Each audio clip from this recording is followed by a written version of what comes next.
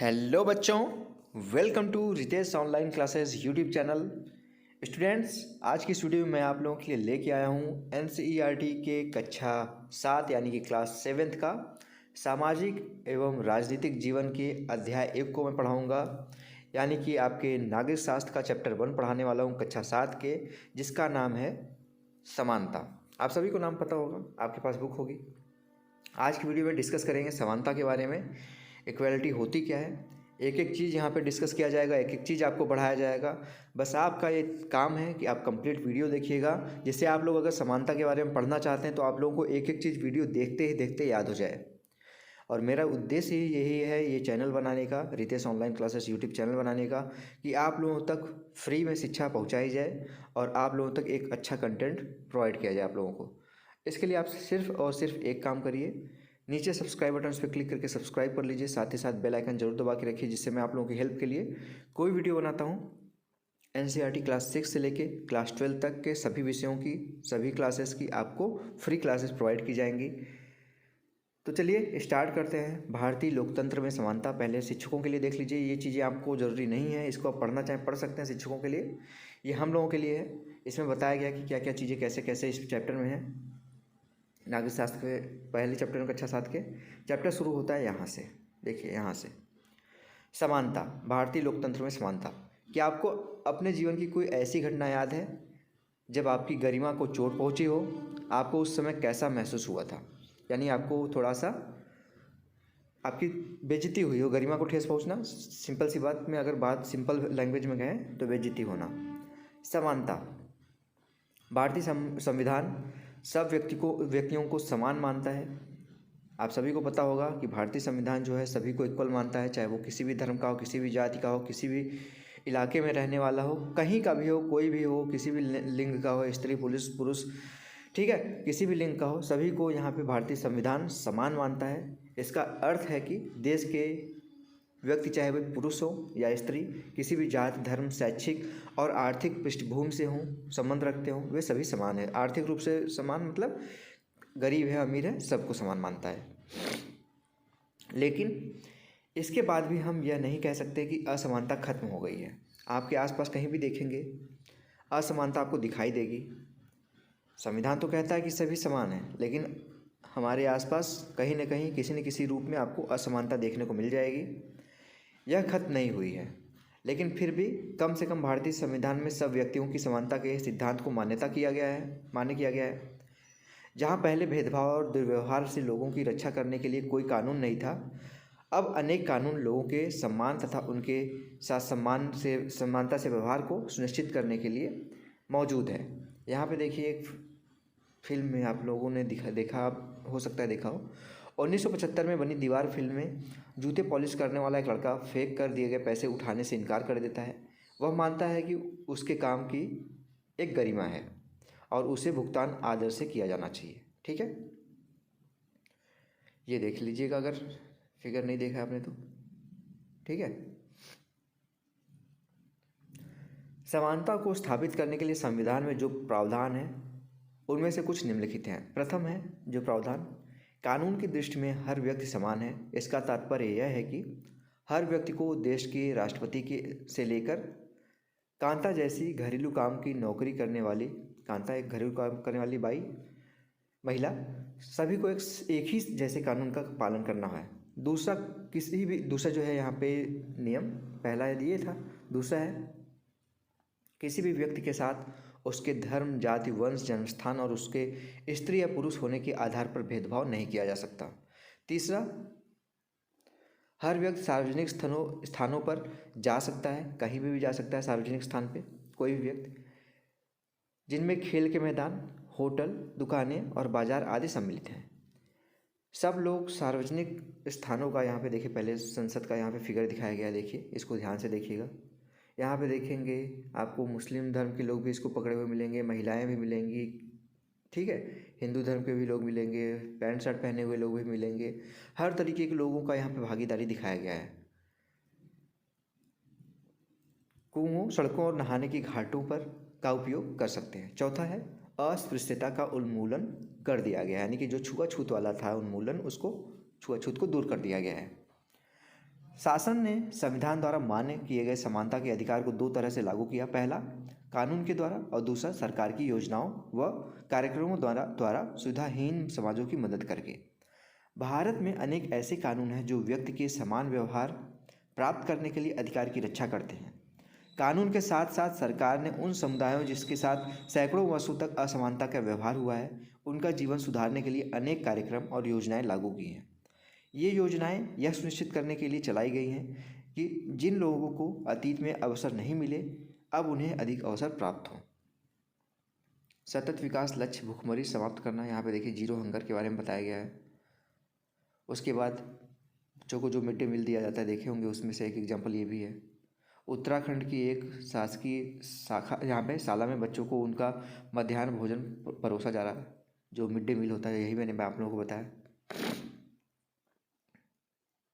अब यहाँ पे देखिए, यहाँ से इस दिशा में सरकार द्वारा उठाया गया एक कदम है मध्याह्न भोजन की व्यवस्था, मिड डे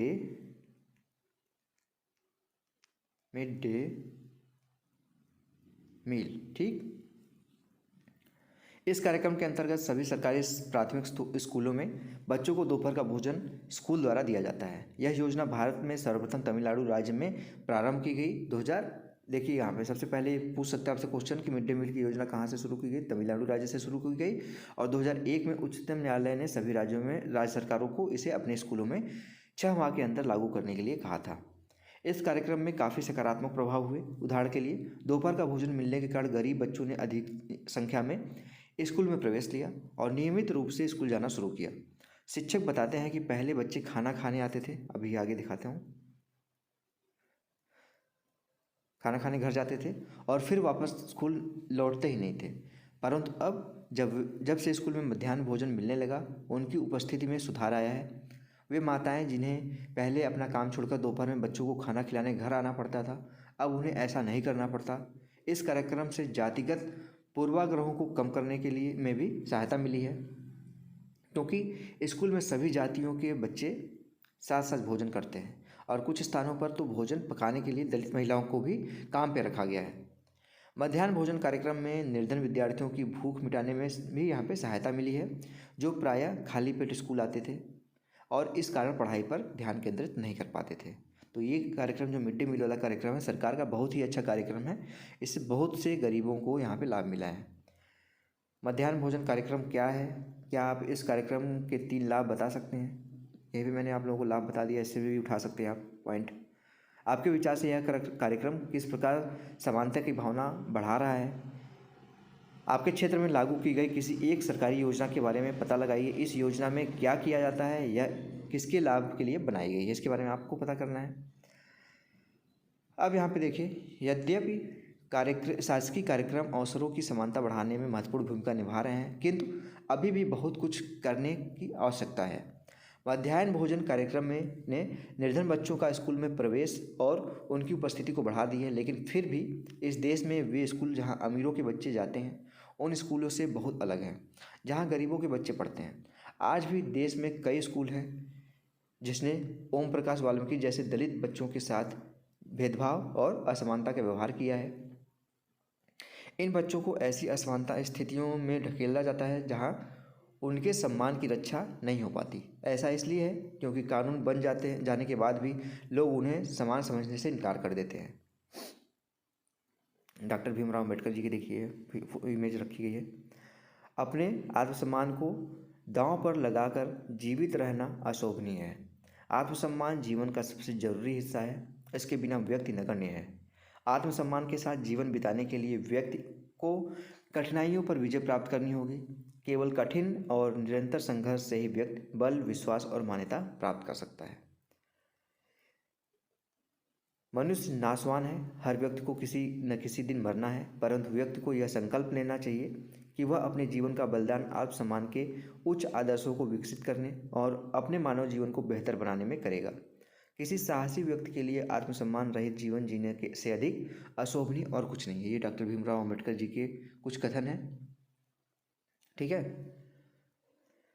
अब जो इस समय जो असमानता चल रही है, वो जो कुछ समुदाय के लोग हैं, किसी को बुरा नहीं लगना चाहिए, नॉर्मल है, आप लोग को भी पता है, सबको पता है, वो दूसरे समाज के लोगों को समान समझने से अभी भी, जबकि सरकार कहती है, आपका संविधान कहता है, अगर आप संविधान को मानते हैं तो उस बात को भी आपको मानना चाहिए कि सब लोग इस पृथ्वी पे जो भी व्यक्ति है वो सब समान है। इसका अर्थ मुख्य कारण यह है कि दृष्टिकोण में बहुत धीरे धीरे परिवर्तन आता है। यद्यपि लोग यह जानते हैं कि भेदभाव का व्यवहार कानून के विरुद्ध है, फिर भी वे जाति, धर्म, अपंगता, आर्थिक स्थिति और महिला होने के आधार पर लोगों से असमानता का व्यवहार करते हैं। वर्तमान दृष्टिकोण को बदलना तभी संभव है जब लोग यह विश्वास करने लगे कि कोई भी कमतर नहीं है और हर व्यक्ति यहाँ पे सम्मानजनक व्यवहार का अधिकार है। प्रजातांत्रिक समाज में समानता स्थापित करना एक सतत संघर्ष है जिसमें व्यक्तियों और विभिन्न समाजों को सहयोग देना है। इस पुस्तक में आप इसके बारे में और अधिक पढ़ेंगे। जो ये बुक है आपकी सामाजिक और राजनीतिक जीवन कक्षा 7 की, इसमें इसके बारे में और ज़्यादा आपको पढ़ने को मिलेगा। अन्य लोकतंत्रों में समानता के मुद्दे, अब यहाँ पे आपका लोकतंत्र है और अन्य लोकतंत्र के जो तरीके हैं उसमें समानता के मुद्दे क्या क्या है, इसके बारे में पढ़ेंगे। शायद आप सोच रहे होंगे कि क्या भारतीय लोकतंत्र ही ऐसा है जहाँ असमानता का यहाँ पे अस्तित्व है और जहाँ समानता के लिए संघर्ष जारी है।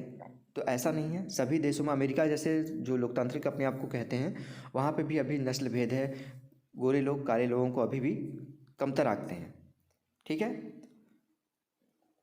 समानता के मुद्दे पर विशेष रूप से संघर्ष हो रहे हैं। उदाहरण के लिए संयुक्त राज्य अमेरिका में अफ्रीकी, यही मैंने आप लोगों को बताया अभी, अफ्रीकी अमेरिकन लोग जिनके पूर्वज गुलाम थे और अफ्रीका से लाए गए थे, वे आज भी अपने जीवन को मुख्य रूप से असमान बताते हैं।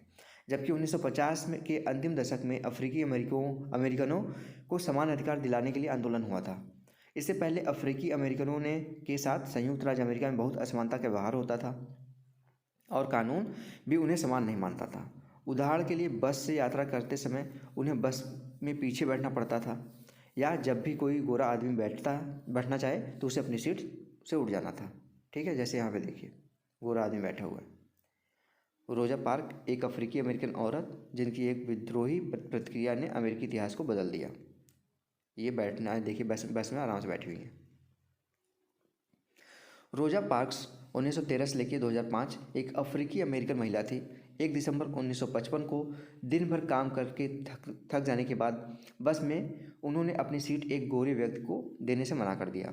उस दिन उनके इनकार से अफ्रीकी अमेरिकनों के साथ असमानता को लेकर एक विशाल आंदोलन प्रारंभ हो गया, जो नागरिक अधिकार आंदोलन, सिविल राइट्स मूवमेंट कहलाया। ठीक है, सिविल राइट मूवमेंट याद रखिएगा। नागरिक अधिकार आंदोलन कब शुरू हुआ था? 1955 में।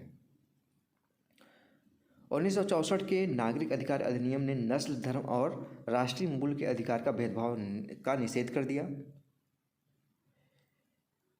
इसने यह भी कहा कि अफ्रीकी अमेरिकन बच्चों के लिए सब स्कूलों के दरवाजे खोले जाएंगे और उन्हें उन अलग स्कूलों में नहीं जाना पड़ेगा जो विशेष रूप से केवल उन्हीं के लिए खोले गए थे। इतना होने के बावजूद भी अधिकांश अफ्रीकी अमेरिकन गरीब हैं। अधिकतर अफ्रीकी अमेरिकन बच्चे केवल ऐसे सरकारी स्कूलों में प्रवेश लेने के लिए ही सामर्थ्य रखते हैं जहां कम सुविधाएं हैं और कम योग्यता वाले शिक्षक हैं, जबकि गोरे विद्यार्थी निजी स्कूलों में जाते हैं या उन क्षेत्रों में रहते हैं जहां के सरकारी स्कूलों पर का स्तर निजी स्कूलों जैसा उच्च है।